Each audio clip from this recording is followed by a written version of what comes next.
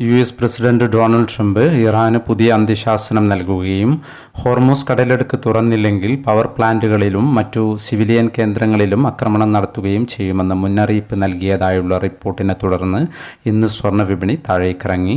കഴിഞ്ഞ സെഷനിൽ സ്വർണ്ണവില പ്രഖ്യാപിക്കുമ്പോൾ അന്താരാഷ്ട്ര മാർക്കറ്റിൽ ഔൺസിന് $4,672 പരിധിയിലായിരുന്ന സ്വർണ്ണവില ഇന്ന് $4,630 പരിധിയിലേക്ക് ഇറങ്ങിയിരിക്കുകയാണ്.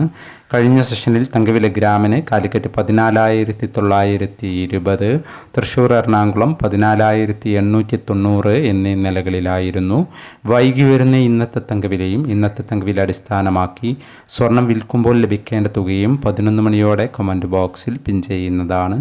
എല്ലാ വ്യൂവേഴ്സിൽ നിന്നും ഒരു ലൈക്ക് പ്രതീക്ഷിച്ചുകൊണ്ട് ഇന്നത്തെ സ്വർണ്ണവില നോക്കാം. ഇന്ന് പവന് 1,320 രൂപ കുറഞ്ഞു. ഇന്ന് 6/4/2026 പവന് 1,09,360, ഗ്രാമിന് 13,670.